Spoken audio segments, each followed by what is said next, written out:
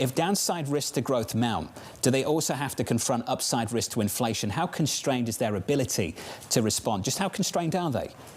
It is constrained. The Fed, like so many others, are navigating a regime change. And we're seeing it in fundamentals, we're seeing it in technicals, and we're seeing it in valuations.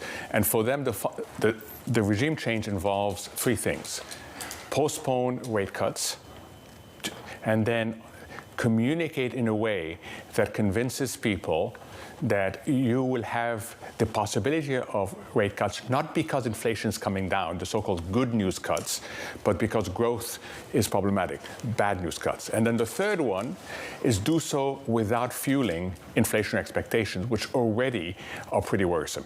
So that is what they need to do. Today's a three-part act. The decision is expected to be a non-decision. A lot of people will go straight to the forecast.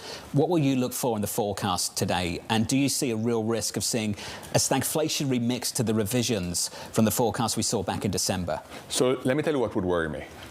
The first thing that would worry me if suddenly they do what they did on inflation in the past, which is start changing the definitions.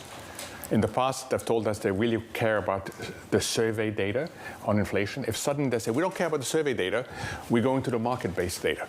So if you see the goalposts moving yet again on the data, you know that they are not confident as to what they do. That's the first thing. The second thing is they can no longer maintain that we don't speculate, we don't guess on policies. They have got to take a view. And I suspect that they will be tempted to be data dependent, and if they're tempted again to be data dependent, the risk of a policy mistake is much higher. Data dependency is something that gets thrown out a lot, but it's becoming less and less clear to me what that means. Not only because there are a lot of sources of data, but is it the data as far as the U.S. economy, or is it the data in terms of fiscal spending overseas and how much that might pressure the global market in terms of where the demand goes and how that leads U.S. Treasury yields? I just wonder how much they are constrained also by the borrowing plans of Germany and China at a time where everyone seems to be engaging in fiscal spending. So they are, and that's why I said we have three regime change. The fundamentals is we've gone from U.S. exceptionalism to doubt about U.S. exceptionalism. The technicals, we've gone from huge confidence in a Trump put and a Fed put to questioning both. And then the valuation is we've gone from the U.S. dominates in all states of the world to the U.S. no longer dominates in all states of the world. These are three massive regime changes. And you mentioned the word uncertainty.